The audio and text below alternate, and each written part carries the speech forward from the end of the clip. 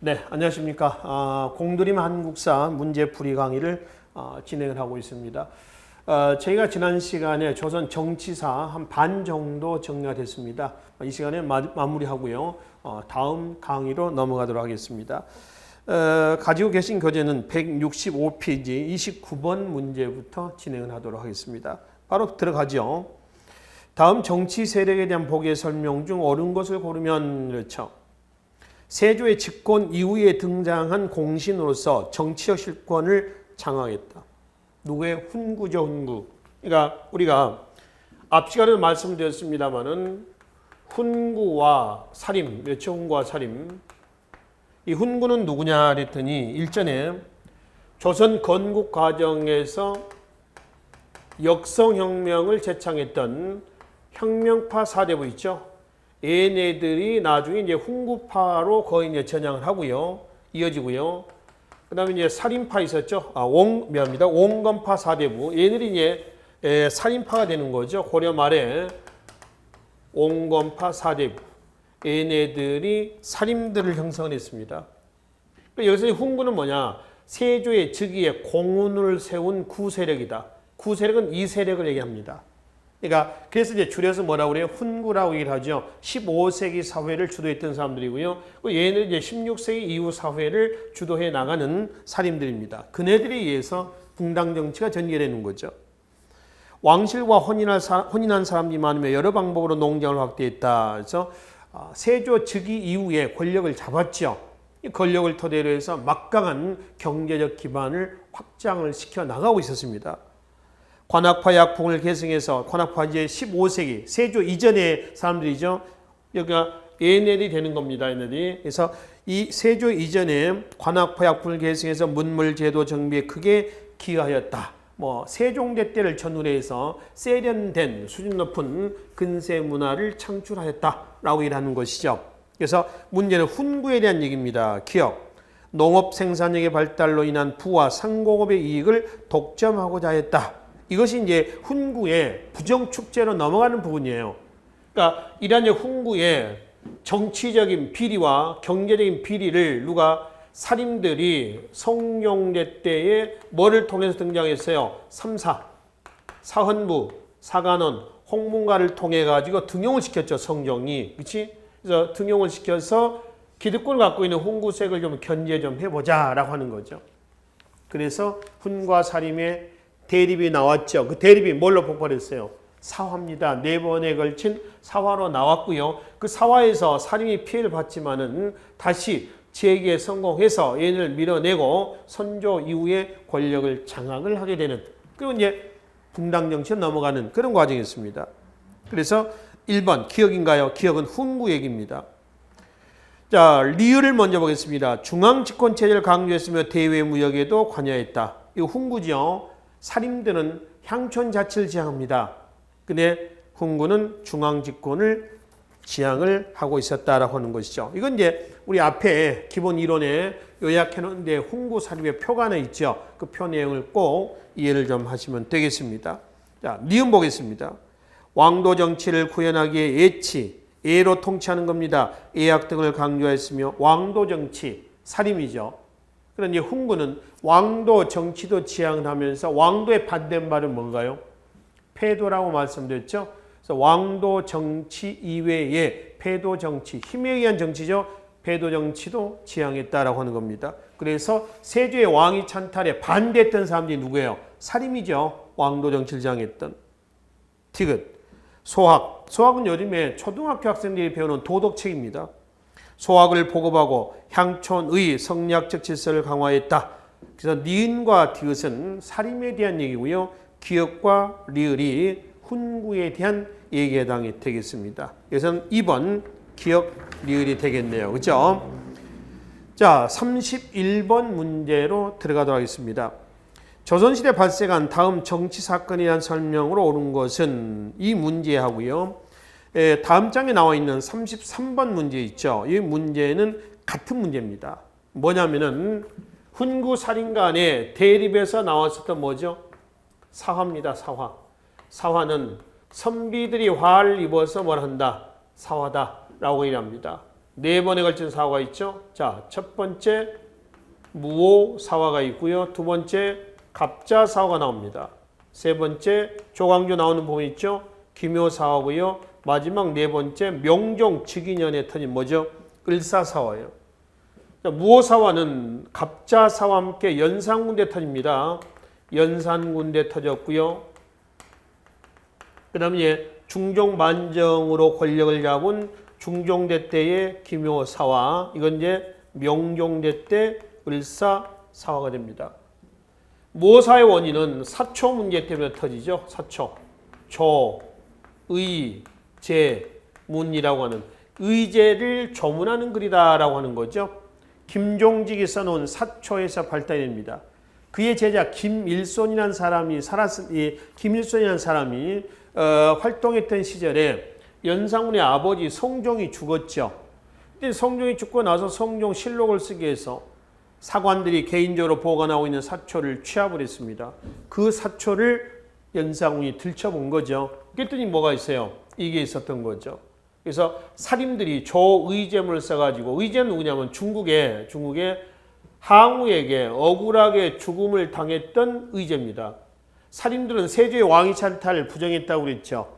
그래서 항우를 세조로 억울하게 죽은 의제를 단종으로 빗대어서 억울하게 죽은 단종을 조문하는 글이다, 이렇게 써놓은 거죠. 그래서 이제 연산군이 이 조의제문을 통해 가지고 연산군 앞에 누구죠? 성종 앞에 누구죠? 세조, 이렇죠. 그렇죠? 예종이죠. 예종. 앞에가 누구죠? 세조였죠. 그래서 이제 세조 이후의 왕통을 부정하는 개념이 되어버리는 것이죠. 그래서 이미 죽은 김종직에는 부관 참시하고요. 김일손 등 살인들을 친 겁니다. 그래서 사초 때문에 터진 사화다. 그래서 무오사화는 이 선비사자를 쓰기도 하지만은 이 사 있죠, 이 사자를 쓰기도 합니다. 사초할 때 기록할 사자를 쓰기도 한다라고 하는 것이죠. 자, 두 번째 갑자사화는 연산군 12년입니다. 연산군 10년입니다. 그러니까 연산군 12년에 중종반영이 터져요. 그러니까 연산군 10년이라 한다면 연산군의 파행적인 정치가 아주 극도에 올라와 있는 시기예요.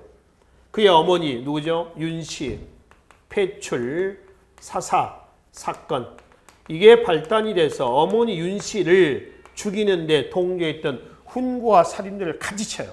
같이 죽입니다. 이게 갑자사화예요.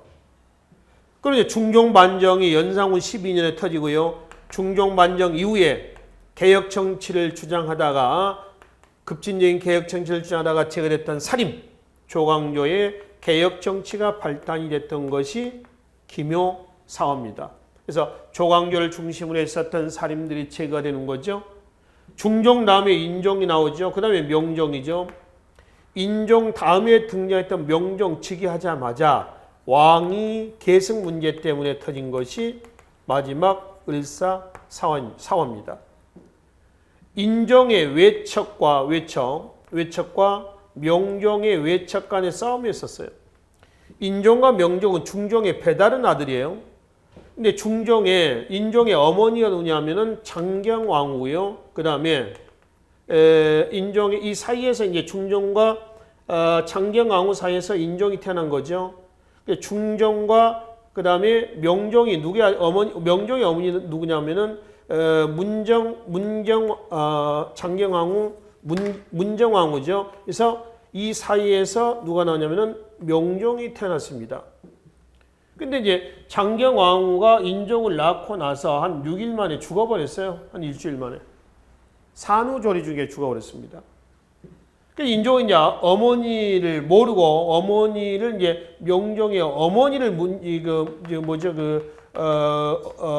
어머니로 친어머니로 이제 알고 성장을 했던 것이죠. 근데 이제 인종의 외척들이 있죠. 윤임이라든가 이 외척들이 중종과 문종 사이에서 문정왕후 사이에서 태어난 명종들은 이제 견제를 하는 겁니다.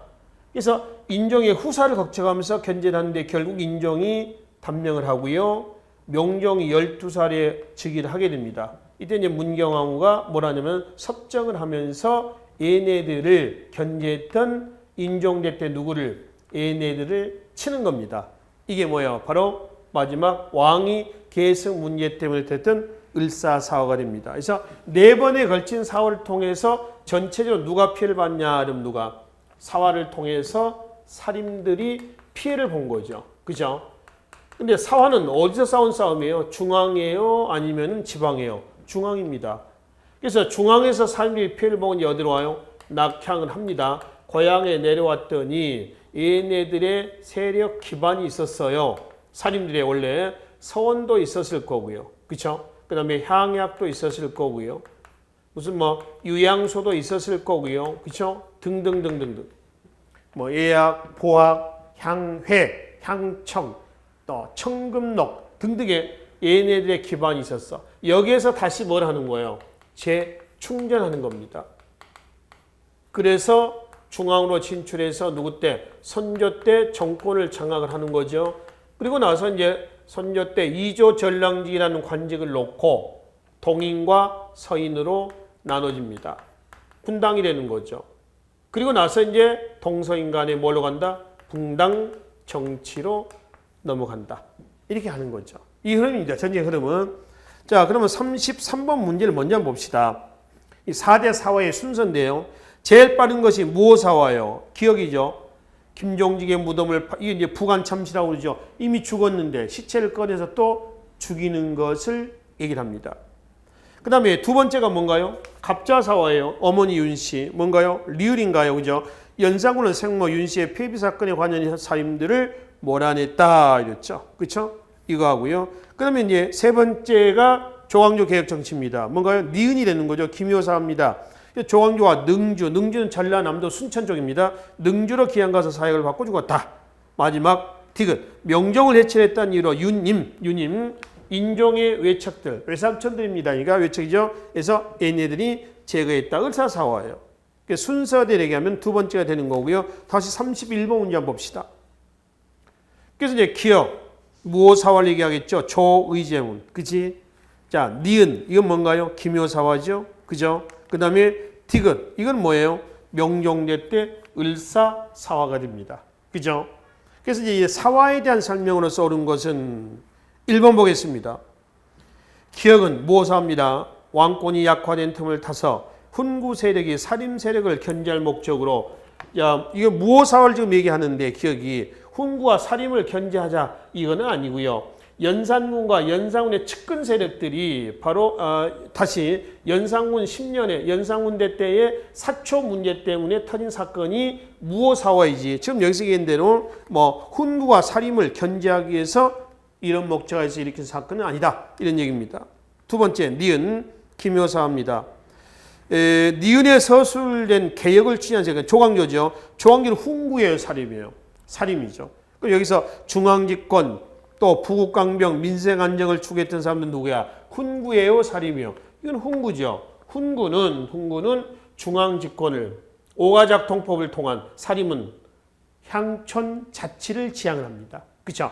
향약을 통한 향촌 자치. 이거는 오가작 통법을 통한 중앙집권이죠. 그러니까 부국강병 민생안정은 훈구입니다.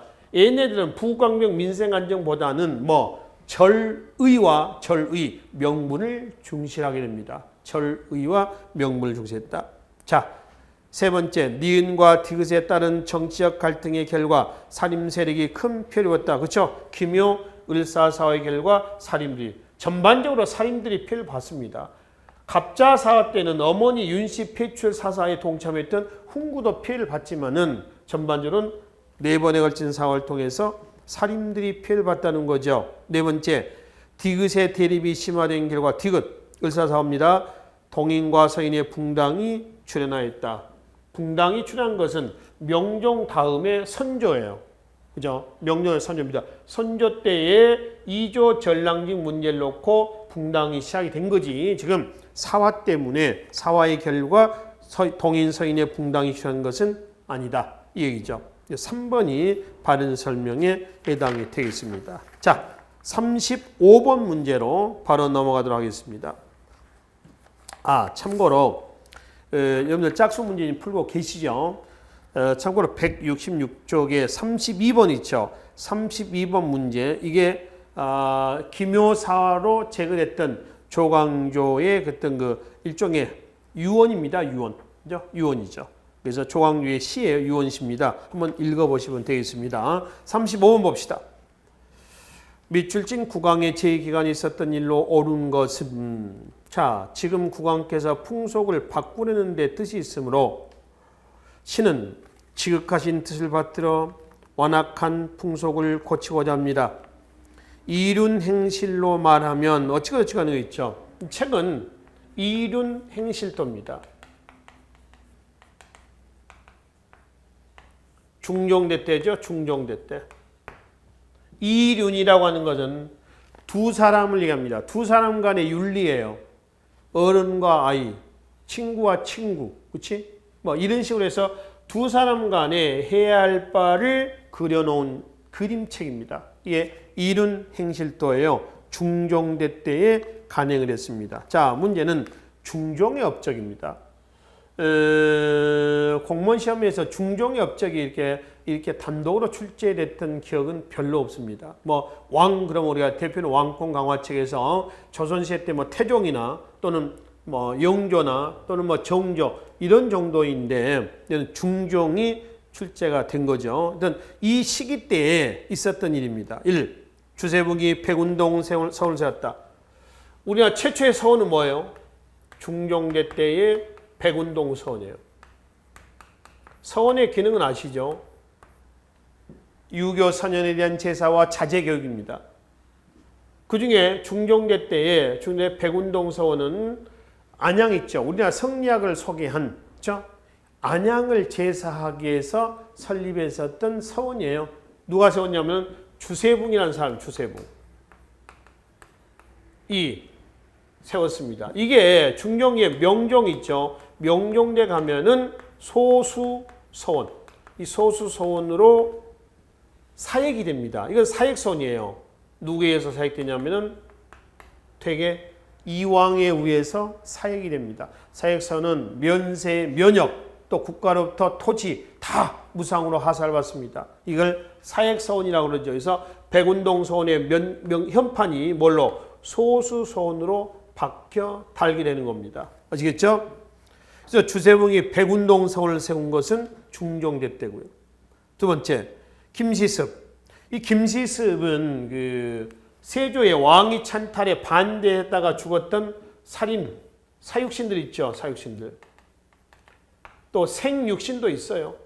이건 죽음으로써 저항했던 6명이고요. 이거는 정계 은퇴한 살아있는 6명이 지났는데 김시습은 생육신 중에 한 사람입니다.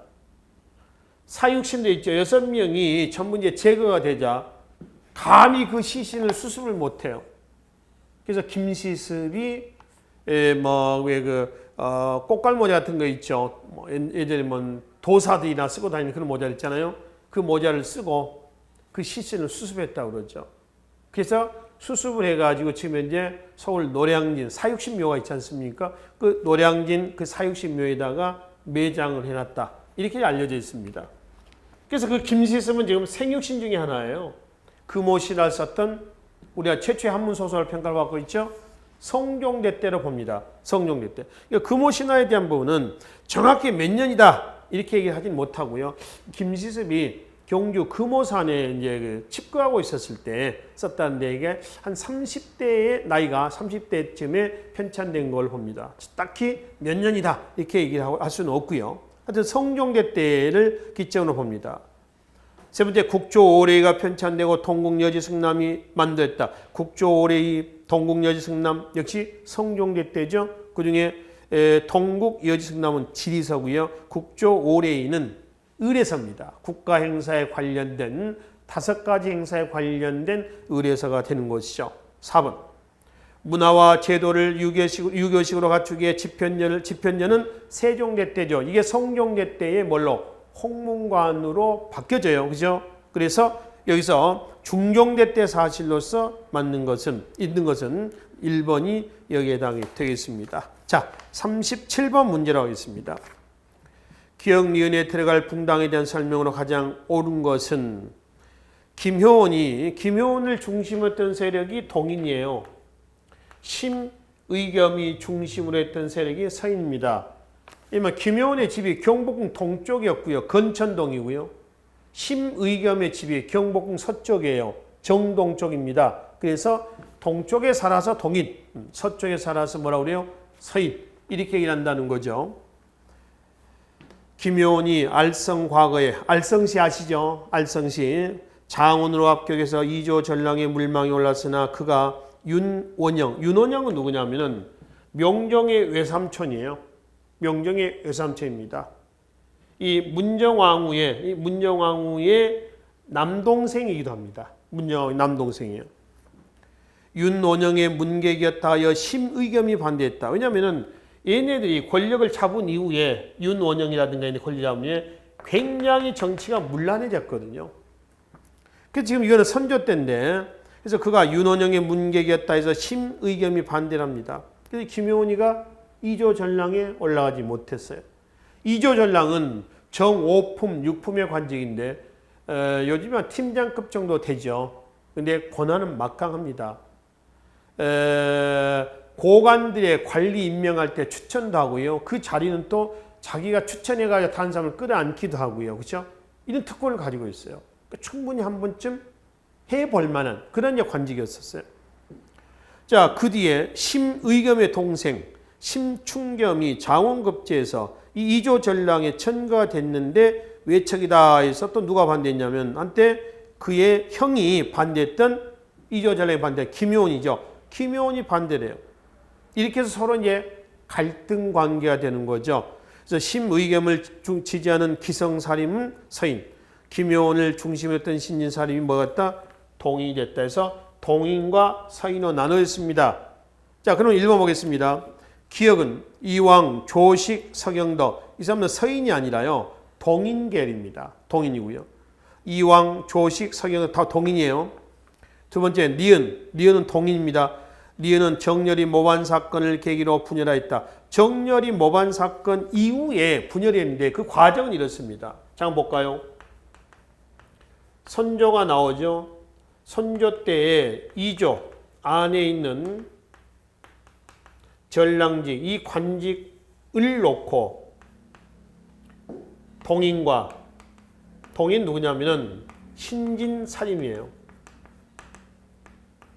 그러면 서인은 기성사림입니다. 그래서 동인의 누구예요? 지금 김효원이죠. 서인의 심의겸입니다. 그럼 선조 즉위 초기에 누가 주도권을 잡았느냐? 그러면 그 중에서 누구예요? 바로 동인이 주도권을 잡았습니다. 그러다가 서인으로 권력이 넘어가게 된 계기가 된 사건이 있습니다. 그 사건이 지금 나오는 뭐냐면 기축옥사예요. 1589년 기축년의 기축옥사. 이게 정렬이 모반 사건을 얘기하는 거예요. 정렬이 모반 사건이요. 그래서 이제 일단 넘어가서 이걸 계기로 해서 다시 이제 서인이 권력을 잡았다가 서인의 정철이 세자책봉 문제입니다. 건적의 문제를 제기합니다. 세자책봉 문제를 제기했다가 선조의 미움을 사는 거예요. 그러니까 왕이 있는데 왕은 멀쩡하게 앉아 있는데 정철이 후사 즉 세자 책봉합시다 이렇게 된 거죠. 이거 자칫 잘못하면은 모욕죄로 걸릴 수가 있습니다. 설사 왕이 신하에게 정철에게 야 후사 좀 알아봐라 이렇게 했을 때 여러분이 신하라면 뭐라고 얘기해야 되겠습니까? 아니 되옵니다. 이렇게 나가야 됩니다. 낼름 그렇게 합시다 했다가는 왕 입장에서는 이 자식이 뭐 딴 생각을 갖고 있는 거 아니야? 이렇게 생각할 수도 있겠죠. 근데 왕이 물어본 것도 아니고 거꾸로 정철이 세자책봉 문제 건의하는 거죠. 그 선조가 얼마나 화가 나겠어요. 이때 이제 동인이 정철의 건재의 문제를 계기로 해가지고 선조가 이제 화딱이 나니까 동인도 이때 서인에 의해서 많이 피해를 봤죠. 그래서 동인은 이때 이걸 계기로 해서 강온으로 나눠졌습니다. 강은 누구냐? 서인과 정철 같이 치자. 온은 누구냐? 아니다. 정철만 치자. 이 세력이 북인을 형성을 하고요. 온, 얘네들이 남인을 형성을 하게 돼요. 자, 그 북인은 다시 세자척봉 문제를 계기로 해가지고 광해군을 추대했던 대북과 영창대군을 추대했던 서부로 또 나눠집니다. 그 중에 대북, 얘네들이 누구 뒤를 이어서 선조 뒤를 이어서 광해군이 보위에 올랐을 때 집권 여당이 되는 거죠. 북인 중에서 누군가요? 대북. 야당은 누구야? 소북, 남인, 서인이 광해군 때 뭐가 되는 거죠? 야당이 되는 거죠. 이해되시죠? 이런 과정이에요. 그래서 이제 좀 거슬러 올라가면 이제 니은은 했습니다. 동인은 직접적으로는 정철의 건조의 문제를 계기로 해서 강온으로 나눠졌다가 정렬이 모반 사건이 발단이 돼서 결국 북인 남인으로 또 나눠진단 말이에요. 아시겠죠? 기역과 니은의 대리로 예속논쟁은 누구 때냐면 광해군 다음에 누구예요? 인조, 그 다음에 효종, 현종이죠. 현종 대 서인과 남인 간에 효종과 효종의 부인이 죽었을 때 몇 년의 상복은 있느냐를 놓고 대립한 논쟁입니다. 그걸 뭐라고 그래요? 예속논쟁이라고 그래요. 그러니까 예속논쟁은 서인, 동인이 아니라 서인과 동인에서 갈린 남인 간의 대립이었습니다. 네 번째, 기역은 광해군의 집권 여당은 누구라고요? 북인 중에 대북입니다. 인조 때는 서인입니다. 그래서 네 번째도 잘못 설명을 하고 있다라고 하는 것이죠. 자, 39번 문제로 넘어가도록 하겠습니다. 조선 전기 일본과 관계된 주요 사건이다. 가라의 각 시기에 있었던 사건으로 옳지 않은 것은 1392년 조선이 건국이 됐고요. 그런데 임진왜란 1592년입니다. 스시마 토벌이 1419년 세종이고요. 삼포외란 있죠. 중종대 때 삼포외란이요. 그 임진왜란 선조 때입니다. 가본부터 오겠습니다. 조선 건국에서 세종대 때까지입니다. 부산포, 제포, 연포, 부산포, 제포, 진해, 연포, 울산입니다. 삼포개항은 세종대 때입니다. 세종대 시기는 1426년입니다. 근데 연대를 모른다고 해도요. 삼포개항은 스시마섬 토벌이겠느냐 아니면 토벌 이전이냐 아니면 이후냐 이거예요. 스시마 토벌은 일본이랑 강경책입니다. 아시죠? 토벌하니까 일본이 대마 도주를 통해서 조선에 교역을 요구합니다. 교역을 요구하죠. 그래서 조선이 일본에 대한 교린 정책이죠. 기본적으로 친하게 지낸 정책 아닙니까? 그러니까 일본이 손을 내미니까 잡아주죠. 그것이 삼포개항으로 나오는 것이죠. 경제, 문화적 욕구를 충족을 시켜서 최대한 배려해줘서 외국의 노략길을 막겠다. 이런 취지가 담겨져 있습니다. 이거는 스시마 토벌 뒤로 가야 됩니다. 이전 가가 아니라 나가 된다는 거죠. 자, 두 번째. 계약조 세종대 때입니다. 계해약조 시기는 1443년인데요. 계약조를 체결해서 스시마 도주의 주에 제한적인 무역을 허락하였다. 일본과의 무역은 조선 후기로 갈수록 무역의 폭을 넓혀요, 줄여요? 계속 줄여나갑니다. 세견선 몇 척, 세사 미두 몇 석에서 계속 줄여나가요. 이런 무역을 무슨 무역이라고 했어요? 제한무역이다라고 하는 거죠. 제한무역. 자, 세 번째.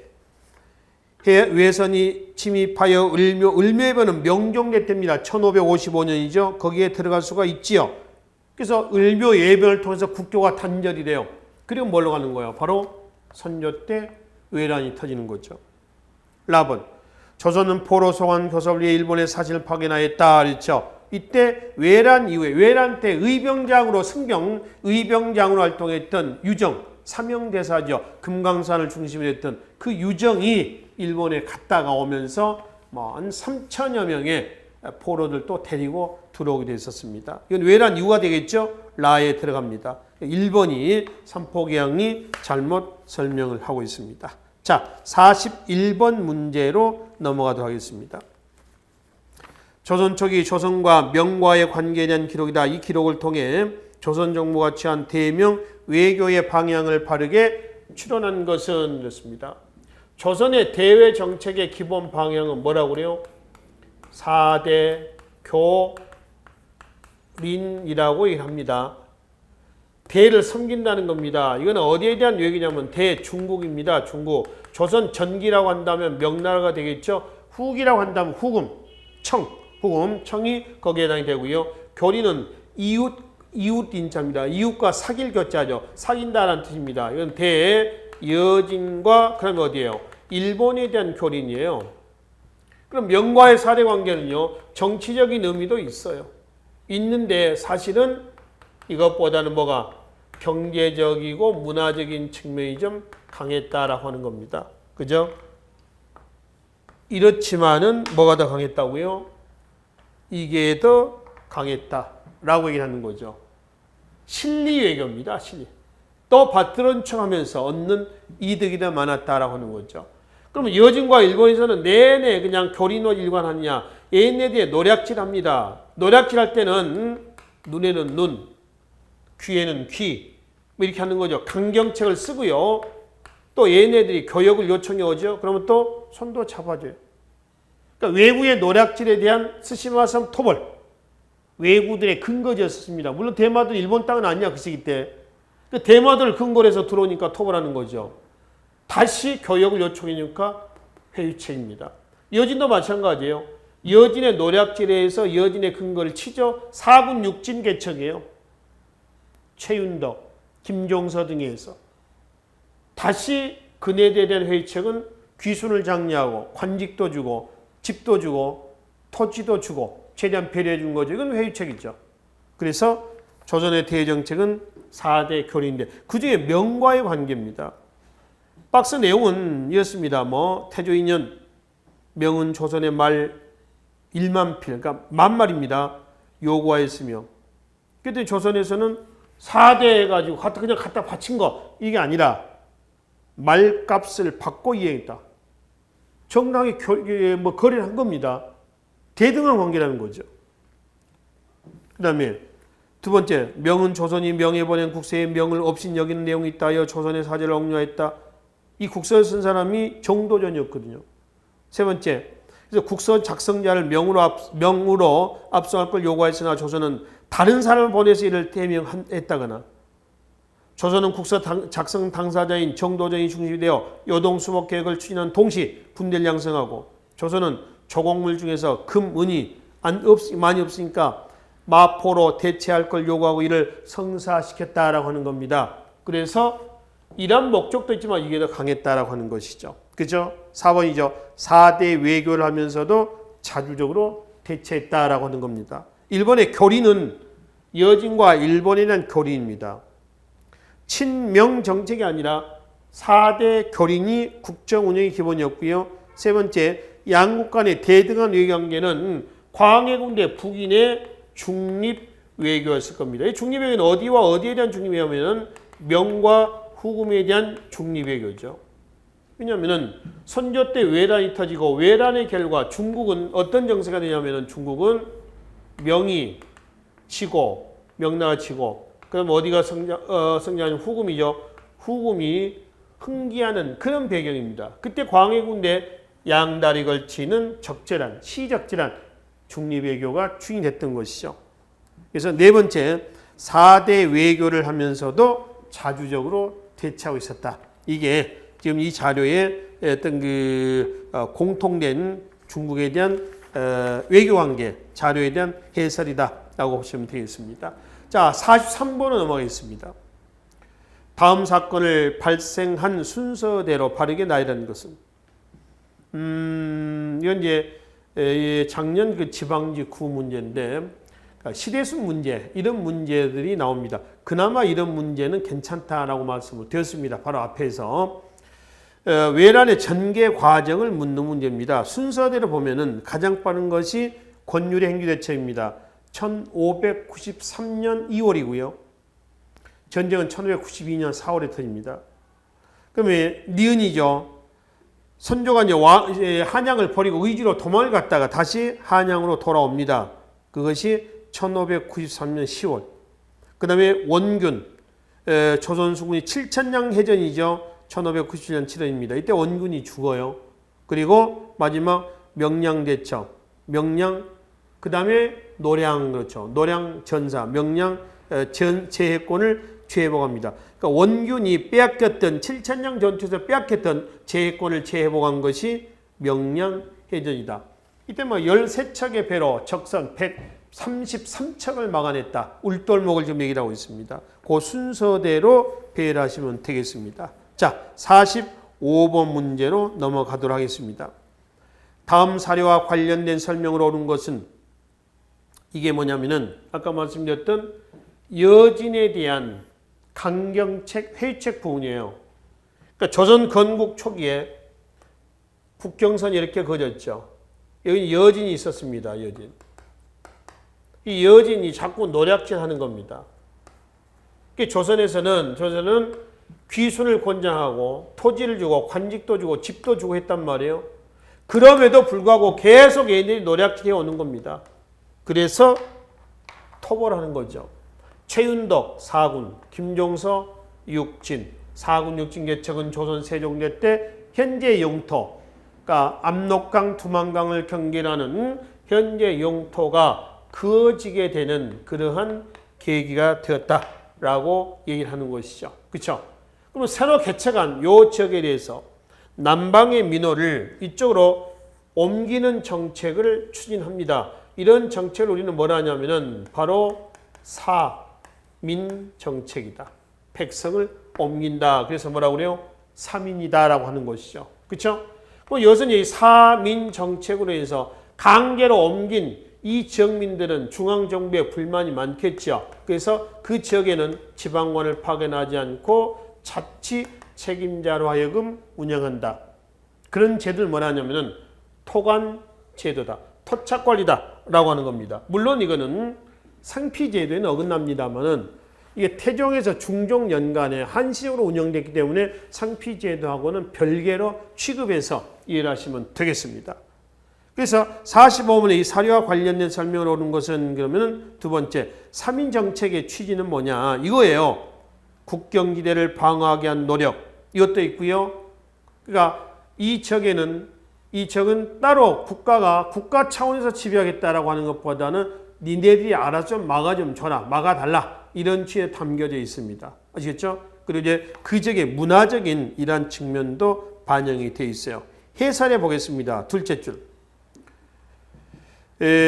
국경이 북쪽으로 확장됨에 따라 4군 6지 개척 이후에 많은 남방의 주민들을 이주시키고 토관제도를 활용해서 민심을 수습하고 주민 자치적인 지역 방어 체제를 확립해서 여진족의 침략에 효과적으로 대처하려 하였다 했죠.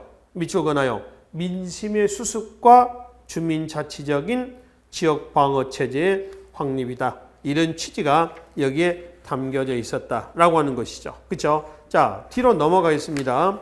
47번 문제로 넘어가겠습니다. 시기별 대외 교역에 대한 설명으로서 옳지 않는 것은 고조선 임한 정권은 진국과 한 사이의 교역을 중개하였다 그랬죠. 이거 지도 한번 봅시다. 여기에 이제 임한조선이 있죠. 임한조선이 있고요. 삼한 이전에 진이 있죠. 진국이라는 진입니다. 이쪽에는 예가 있습니다. 예. 중국은 위만이 중국에서 내려올 때 이미 중국은 진나라에서 어디로 넘어온 거예요? 한이죠. 한 있습니다. 이 위만 지금 어디에서? 이 중간에서 예와 진과 한 사이에 위치하면서 중개무역의 이득을 독점한다. 이것이 한나라 무제 침략을 받게 됐고요. 그것이 기원전 108년 왕검성이 함락이 되면서 고조선이 또 멸망하게 된 계기가 됐었습니다. 두 번째, 통일신라. 교통로인 신라도를 통해서 당과 직접 있다. 통일신라의 교통로는 신라도가 아니죠. 통일신라 대무역 창구. 수도가 어디예요? 금성. 울산과 당항성과 영암과 신라대 때 장모고의 청해진입니다. 그럼 여기서 신라가 중국 당과 통일신라가 교역했던 루트는 어디냐 그러면은 여기에요. 당항성에서 산둥반도, 영암에서 양쯔강 입구 이쪽이죠. 여기는 신라인들이 많이 진출해가지고 신라인들의 자치 기관들이 만들어집니다. 신라소, 또 신라관, 또 신라방 이것들이 만들어지는 거죠. 이때 이때 북쪽은 어디 있냐 그러면은 대동강, 원산만이면 발해죠. 옛날 고려 땅에 발의 수도가 어디냐 그러면은 상경입니다. 상경. 그 다음에 여기에 동경. 함경도 쪽에 남경이 있습니다. 여기 백수산 쪽에 중경이 있습니다. 압록강 쪽에 서경이 있습니다. 이거는 상경입니다. 발해가 건국된 곳이 길림성 동모산이죠. 이쯤 됩니다. 동모산에서 상경으로 옮기죠. 수도를 무왕대 때. 다시 상경에서 어디 옵니까? 동경으로 합니다. 그 다음에 이제 동경에서 다시 어디로 갑니까? 상경으로 또 갑니다. 이게 문왕대 때입니다. 그리고 마지막 상경으로 정착한 것은 성왕자, 성왕. 그래서 발해 수도는 상경이 되는 것이죠. 그럼 여기서 신라도라고 하는 건 어디서 어디까지 하면은 상경, 동경, 남경, 그 다음에 금성. 이거를 신라도라고 그래요. 신라도. 도는 길도자입니다. 길도자. 그래서 통일신라하고 발해하고의 교역 관계를 보여주는 증거 자료로 보시면 되겠습니다. 자, 세 번째. 고려, 송의 종이와 인삼을 수출하고 서적과 약재를 수여했다. 고려의 송과의 관계나 조선의 중국과의 이런 관계나 똑같습니다. 고려도 정치적인 목적도 있는데 경제 문화적인 친리 외교의 측면이 강했다는 것이죠. 자, 네 번째 조선, 류큐 및 동남아시아에서 물소풀 침향을 들여왔다 그랬죠. 조선의 대관계는 4대 교린이지만은 동남아시아하고도 교류를 합니다. 어디예요? 류큐. 지금의 일본의 류큐, 오키나와입니다. 시암. 시암은 지금 어디예요? 태국이에요, 태국. 그 다음에 인도네시아의 자와, 자바라고도 그러죠. 자와. 이거는 이 지역이 중요하다라고 하는 건 아니고요. 15세기의 대관계 폭이 그만큼 넓었다. 이걸 얘기하자는 겁니다. 그래서 47번, 2번이 잘못된 설명이 되겠습니다. 49번 보겠습니다. 임진왜란이 조선명 일본에 미친 영향을 잘못 설명한 것은 외란의 영향입니다. 1번, 일본이 도자기 산업 및 인쇄술 발전에 새로운 전개가 마련되었고 일본 주작의 수준이 비약적으로 높아있다. 이 일본의 주작 성리학은 이황의 주리 철학이 강항이라는 사람에서 건너가는 것이죠. 특히 일본에서는 도자기 산업의 발달이 도공들이 많이 잡혀간 거죠. 훗날 일본에서는 외란을 도자기 전쟁이다 라고 얘기할 정도였습니다. 2번, 조선의 국방체계 전반이 재편되는 계가 되어 훈련도감이 설치되고 화약무기의 기술 개발이 촉진되었다. 맞죠? 훈련도감 3수병으로 구성됩니다. 보수, 사수, 살수죠. 또 화약무기라고 한다면 이장손이 만들었다는 비격 진천대, 요즘에 수류탄 정도의 기능입니다. 이런 것도 나오죠. 3번, 명나라는 원명파근에 따른 경제적인 부담으로 국가 재정의 위기를 맞게 되고 여진족의 세력 확대를 저지하지 못하여 몰락의 길로 접어들었다. 그러니까 외란의 결과 중국은 뭐라고 했을까? 명이 지고 후금이 성장했다고 그랬잖아요. 이러한 시대 배경 속에서 광해군대 때 명과 후금에 대한 양다리 걸치는 중립외교는 지극히 시적절한 대외 관계였다라고 하는 것을 확인해 볼 수가 있습니다. 자, 네 번째, 외란을 극복한 조선의 중앙 집권 세력의 정치적 위상이 종전 위에 더욱 높아졌다. 천만에 말이 외란 극복이지 피해는 어마어마했거든요. 그렇죠? 그래서 이 극복한 조선의 중앙 집권 세력의 현재 여당입니다. 정치적 위상이 전쟁이 끝난 후에 더욱 높아졌다. 천만에 그 반대입니다. 외란과 호란 이후에 외란만 봅시다. 외란 이후 정치 기강의 문란, 또 농촌, 또 농민, 경제의 파탄. 이 외란 이후에 조선이 지금 조선의 당면한 과제이며 지금 안고 있는 문제점이에요. 그래서 이런 문제를 수습하기 위해서 지배층들은 어떤 대책을 강구를 합니다. 그 대책이 붕당 정치 전개한다. 오군형 설치한다. 수치체제 개편한다. 이런 게 나오죠. 근데 그런 것들이 진짜 외란 이후의 모순을 극복하려고 하는 그런 것이 아니라 이 지배층의 대책은 외란으로 인해서 흐트러진 지네들 체제를 굳건하게 만들겠다라고 하는 것이 실제로 얘네들이 외란 이후의 상황을 수습하겠다는 대책은 아닙니다. 그래서 지배층의 미온적인 대책에 반발해가지고 바로 민중의 자구책이 나오죠. 그 민중의 자구책의 결과 민중들이 근세사의 모순을 수습하고 어디로 넘어가는 근대 사회로 넘어가는 이행해 나가는 뭐가 됐어요? 하나의 원동력이 됐었던 거죠. 그러니까 근대 사회로 이행의 주역은 국가다 아니다. 양반 아니에요. 누구죠? 민중이다. 라고 얘기를 하시면 되겠죠. 그렇죠? 자, 그래서 네 번째 전쟁이 끝난 후에 지배층의 정책 위상이 높아졌냐는 얘기예요. 전혀 아니다. 이렇게 보시면 되겠습니다. 175페이지 51번 문제 넘어가겠습니다. 자, 다음 자료와 관련된 설명으로 오는 것은 가, 최병길 등의 주합합니다. 주합. 그러니까 호란, 정묘란과 병자호란 있잖아요. 정묘란 이후에 최명길 등의 주합. 그 다음에 김상원, 정원 등의 뭐가 나오죠? 사막사 등의 주전론이 나옵니다. 그래서 가가 지금 주하, 나는 주전이죠. 1번 보겠습니다.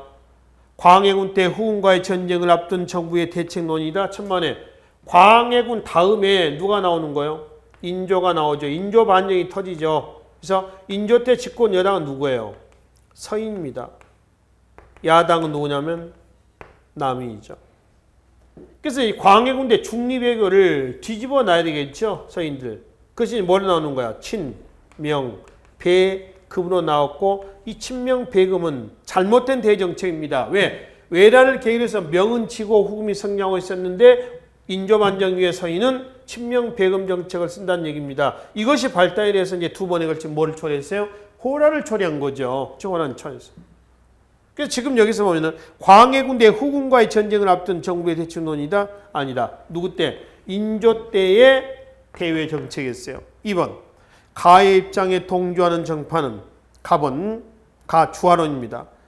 패전 직후 북학운동을 적극 추진했다. 북학은 청해 학문을 수행하자는 겁니다. 그러면 여기서 맞는 문장을 고치겠습니다. 가가 아니라 나의 입장에서 동조하는 정파는 패전 직후에 북학이 아니라 뭐예요? 북벌이죠. 북벌. 북벌은 청을 정벌한다라고 하는 거고요. 북학이라고 하는 거 있죠. 북학은 18세기 이후에 청해 학문을 수용한다. 이런 의미가 되는 거죠. 그러니까 북벌운동의 사상적 기반은 성리학의 뭐가 되는 거죠? 존화, 양의 사상을 토대로 합니다. 화를 존중하고 이를 배척한다는 거죠. 자, 근데 북학운동은 화와 이를 어떻게 보는 거예요? 같이 보는 거야? 달리 보는 거야? 북학은 똑같이 보는 겁니다. 화와 이는 뭐다? 똑같다. 하나다. 화, 이, 일야다. 라고 하는 거죠. 이 북학론이 나중에 실학에서 뭘로 가는 거죠? 중상 실학으로 가고요. 중상 실학이 한 말이 어디로 가는 거예요? 개화 사상으로 넘어간다. 사상의 전개 과정입니다. 자, 3번. 나의 입장에 동조하는 정파는 이후 패전의 책임을 지고 정권에서 완전히 축소했다. 주전론 등을 주장했던 사람이 정통파 서인 아니에요. 인조 때 서인이란 말이죠. 서인의 친명 배금 정책이 호란을 초래했으니까. 근데 이제 전쟁이 끝난 다음에 정권에서 완전 축출됐다? 아니다. 인조 다음에 누가 나오죠? 효종입니다. 효종대 때 역시 집권 여당은 누구예요? 서인, 주도해서 남인 동참. 다음에 누구예요? 현종대 때 아까 예속 논쟁이 일어났던 시기입니다. 여전히 집권 여당 서인, 야당은 누구? 남인입니다. 우리가 붕당 정치 기획을 했을 때 누구 때를 얘기한다고 그랬어요? 인조, 효종, 현종. 서인 주도하에서 누가 동참하고 있니? 남인이 동참하고 있는 이 붕당 정치기를 염두에 두시라는 얘기입니다.